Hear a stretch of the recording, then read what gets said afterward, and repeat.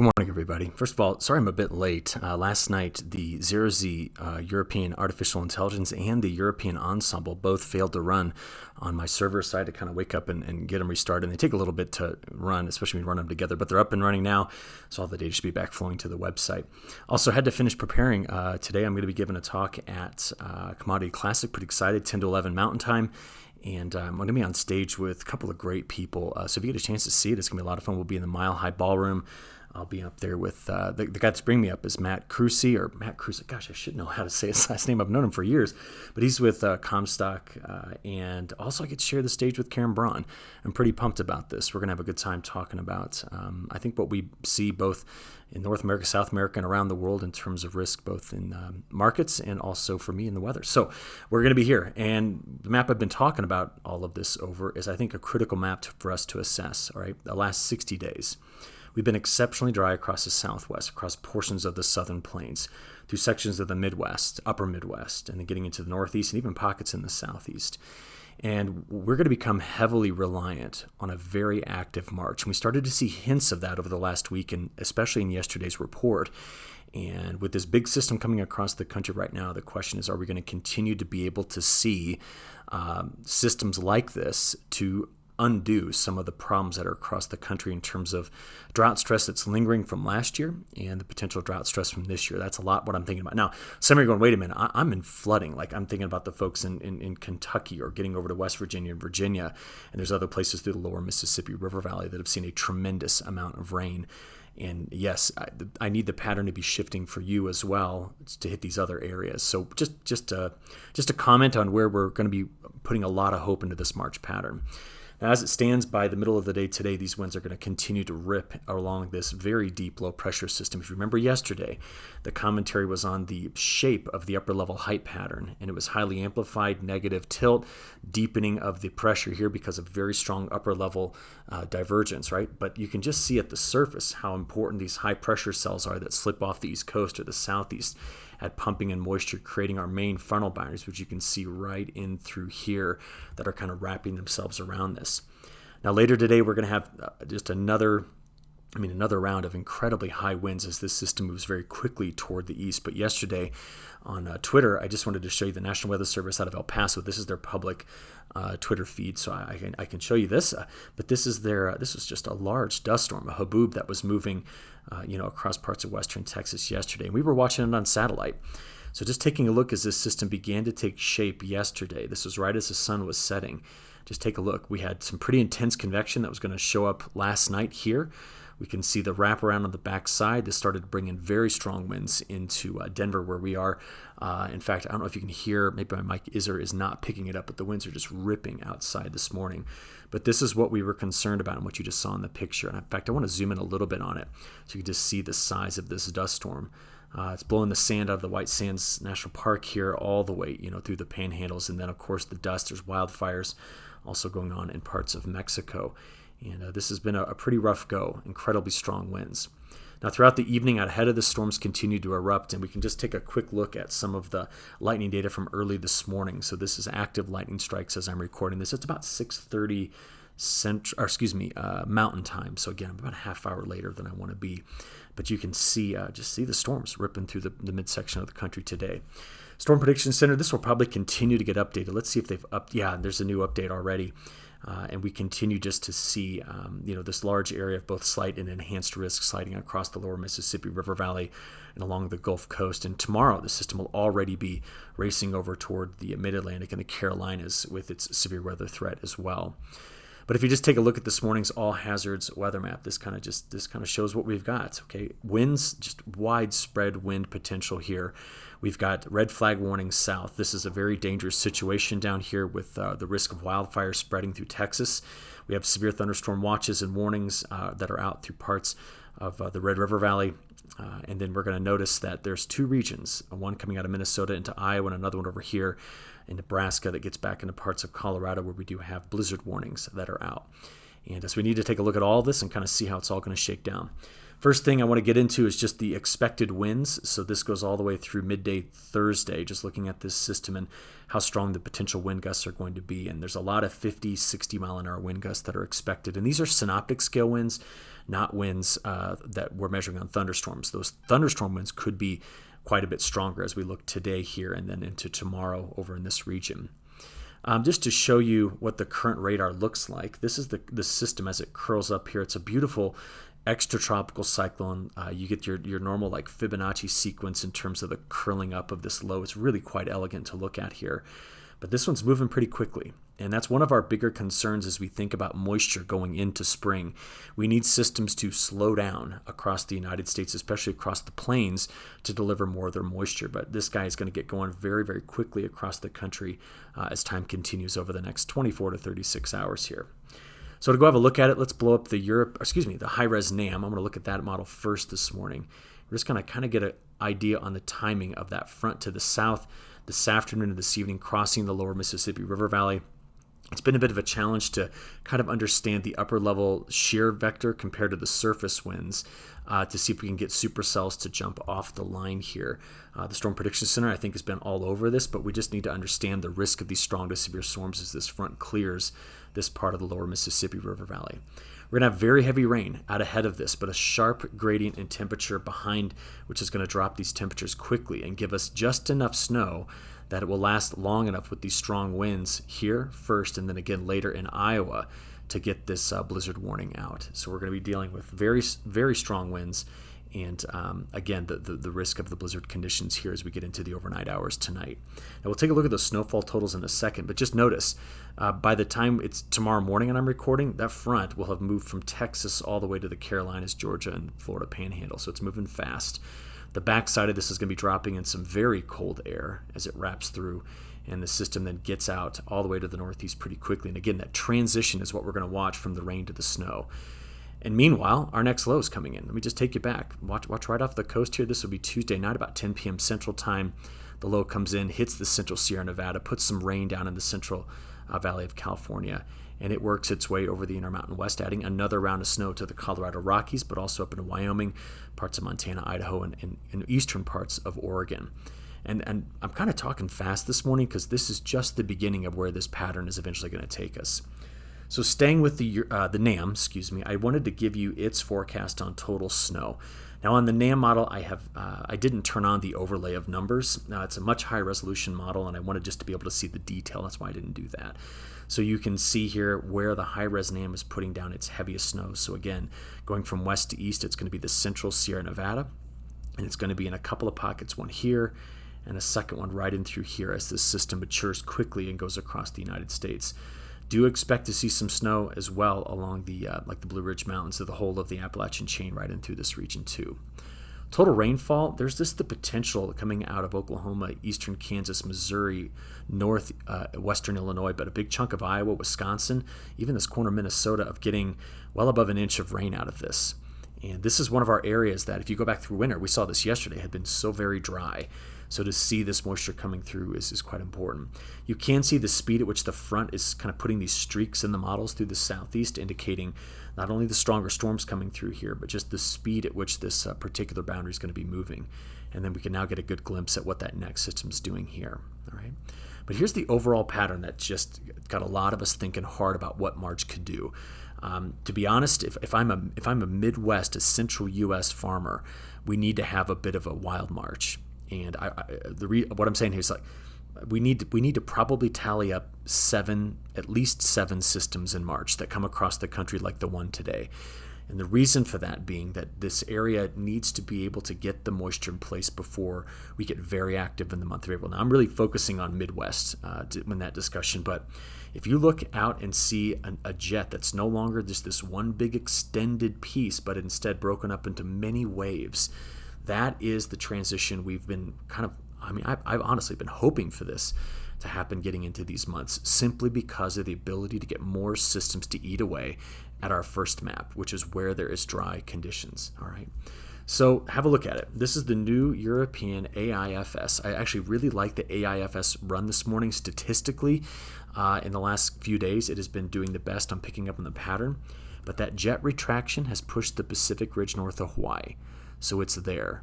So the flow is coming over the top of this and ripping off multiple troughs of low pressure that initially come through the northwest. They come into the west, they dive into the central U.S., and there's some slight ridging that's going on here, indicating that we will get buildup of warmer air ahead of each system, which opens up and returns Gulf moisture. Now notice this, across the North Atlantic, we've completely flipped the pattern.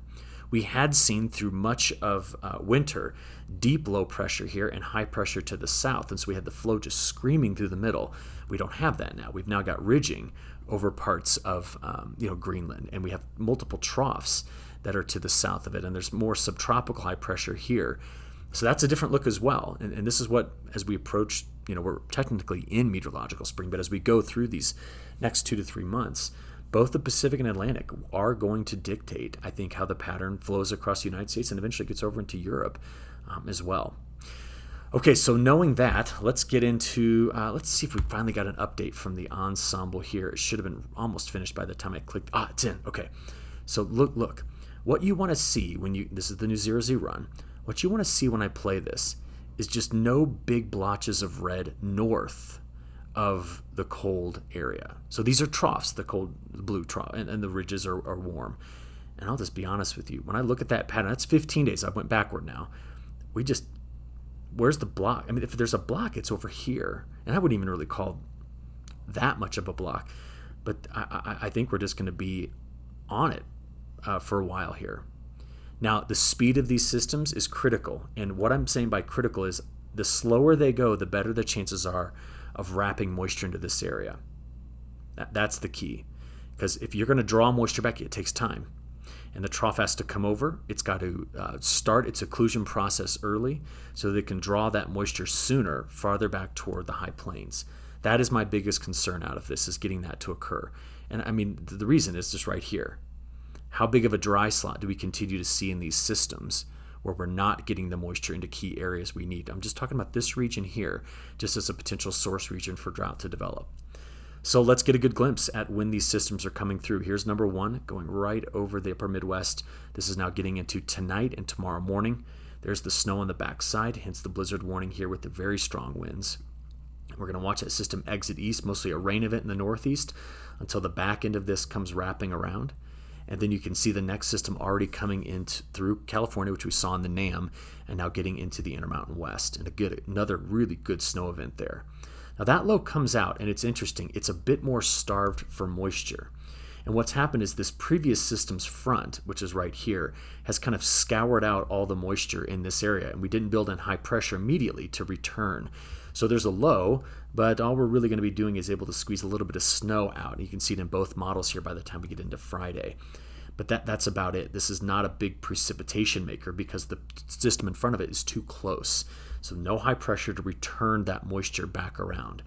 So that system moves through Friday into Saturday. And then we're going to watch by Saturday into Sunday this. Now take a look at that. Both the European model and the GFS are looking at some snow coming out in Mexico, the panhandles, parts of Texas. So there's just the cold air that's going to be settling in by the end of this weekend.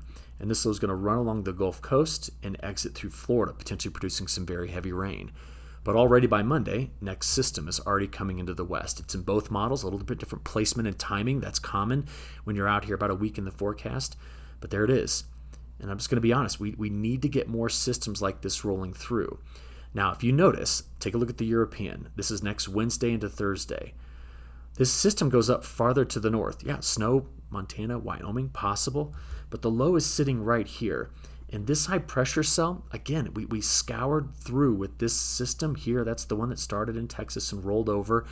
I've got to return high pressure here faster to open this up for a lot of moisture. And that's why you see the model not really keying in on that next system getting into that moisture until it's in the lower Mississippi River Valley. And that's kind of in both models.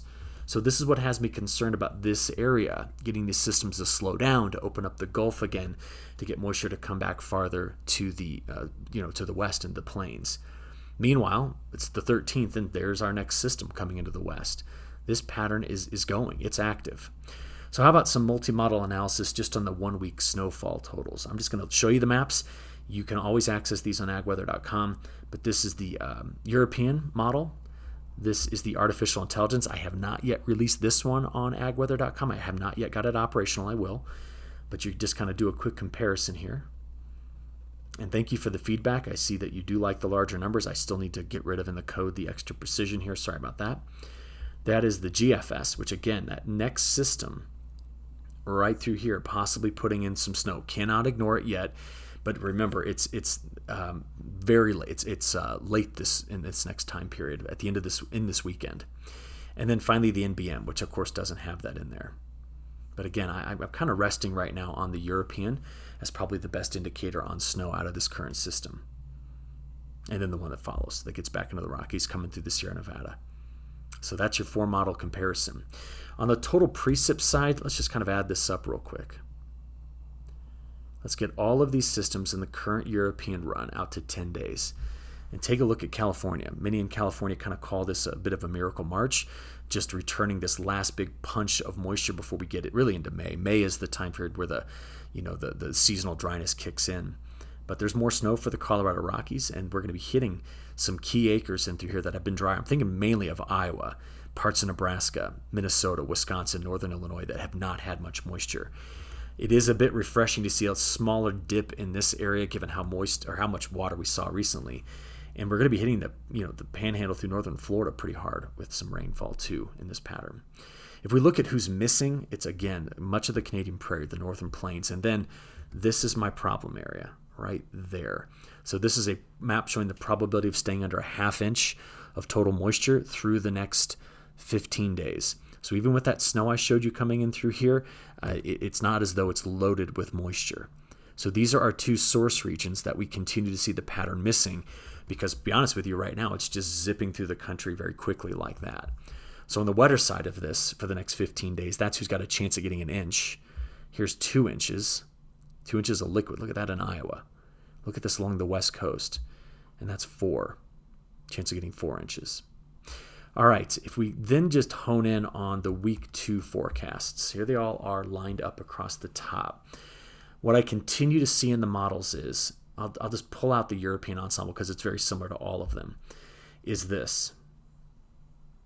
And that has to do with where these systems are maturing and the speed at which they're going across the country and the inability to draw back lots of moisture into this region. And we know that that's been a concern for a while. So what needs to happen to get this to occur is we need more subtropical jet stream influence. And again, we need the tilt of these systems to come over the Rockies and already take on that negative tilt, to draw that moisture up, planting high pressure over here temporarily to open. So let's watch for that in this pattern very carefully. Temperature-wise, here's your frost risk over the next 7 days, wildly varying temperatures. In fact, you can see that in the max temperatures here. Here's today's highs. Getting into tomorrow, major cool down with the snow risk that's coming in. This is now getting into Thursday, that pushes east. Friday, there comes the next low over the Rockies, warm up out ahead of it. But remember, not the full open Gulf, so that's why it didn't get quite as warm. Then the front lives right in through here by Saturday into Sunday, so we stay cool again. And then already by Sunday into Monday, we're back up to the 60s up here in the northern plains. And every time we get recovery like this, it just amplifies the pattern to help another western U.S. trough do what the current system is doing. So as we look at it, this is day 5 through 10. And I'm going to show you the AI model in this because I think the AI model is onto this pattern better. So March 9th through the 14th, significant warm up here. But take a look at the 14th through the 19th, just dropping the temperatures in the west. And this is what could set up the remainder of March to be active. Now, there's a few things that we're struggling with, or let me rephrase that I am struggling with in this pattern. And I want to show you those things, okay? If you look at the European model's projection of where the MJO is going to be, it's stalled out in phase 1, okay? It's in both models. And then the longer range kind of dumps it back into null space. And we had projections that we would move through phase 1 and just kind of keep this open cyclical behavior to the MJO, moving across the Indian Ocean, getting north of Australia, then getting out into the Pacific and just completing the loop. If that happened, that would keep us on our regular cadence of getting this 4 to 6 week transition in the pattern. But it stalled out in phase 1, and why I'm confused over this is that a stall in phase 1 when you have a La Nina should not give us the pattern we're in, at least based on historical precedents. What is that? I mean, big ridges that flank North America. This is phase one is what drives brutally cold air into the central U.S. while it's warm. But this is a blocky, stuck pattern, and we don't have that. I showed you earlier. The pattern's open and moving. You say, well, are we still in negative INSO? Well, let's just say, well, what happens if you say neutral INSO? Well, still, this would imply a jet extension to here and a lot of deep troughs that are digging into the plains, which would revive the moisture here, but they're not. All the deep troughs are sitting off the coast. So the MJO seems to not be the most critical piece to the pattern now. Could it be that this stall here in phase one influences the second half of March? Yes, because the MJO stalling, sometimes you got to look at a 10 to 15 day lag before you get the resultant pattern. So right now, I don't think it's the MJO. You say, well, is La Nina doing anything? Let's slide up and have a look at La Nina. So as we come up to the top, you can see these two ocean temperature maps. And I wanted to show you them next to each other because this is the current sea surface temperature anomaly, and this is the change over the last week. And notice the warm-ups that are happening here. See that? So if we look at our current ocean temperatures, we do see this is pressing out into almost a western-based La Nina, central to western-based La Nina as it's fading quickly.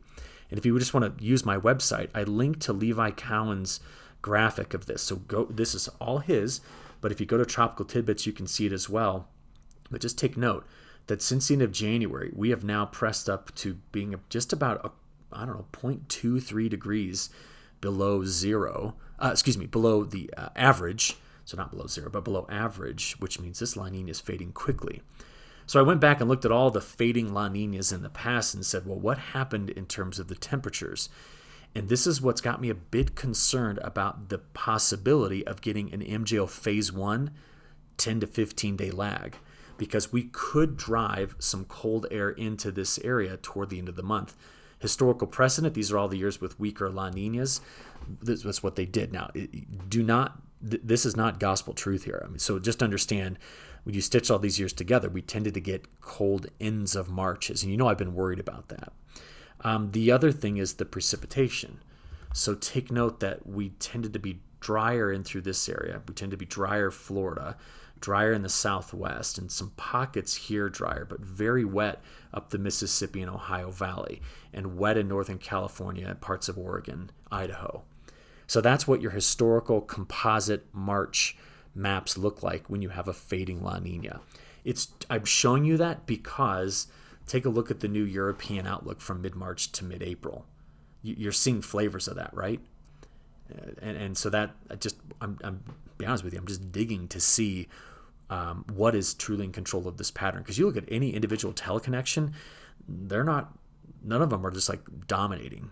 But something has got this pattern open and moving, and I want to see if it lasts to the end of the month. And that's going to be the story we're going to go after. The last thing we need to talk about today is just South America. And I just want to show you three maps all stacked up. They're all on ag weather. The 30-day map, the 7-day map, and then what's going on right now. So again, big storms. Look at this early this morning down here, coming out of Cordoba into La Pampa and then into Buenos Aires. We've been very wet there for the last week. Where has it been dry? Here. In fact, it's been 30 days of dryness here. And if you just come down to the main story, I think that's going to come out of South America, it's this map right here. Again, over the next 2 weeks, we're hitting some key safrinha acres in Goiás, Tocantins, Bahia, Minas Gerais. These areas. It's not Mato Grosso. I don't even think it's really hitting Mato Grosso do Sul at all either. But this area is continuing to show up drier. While this corridor here, in fact, it's like this C shape in the pattern that's just continuing to stay wet overall with what's going on. What's uncertain now is if we get an MJO phase one view of this in late March, early April. And I want to know if that's going to break down this drier risk in this area. So plenty to be watching, okay? I'm going to cut it off there. Thanks for your attention, and appreciate the extra time this morning. We'll talk soon, hopefully to see some of you in just a couple hours. The Mile High Ballroom. Take care. Thanks.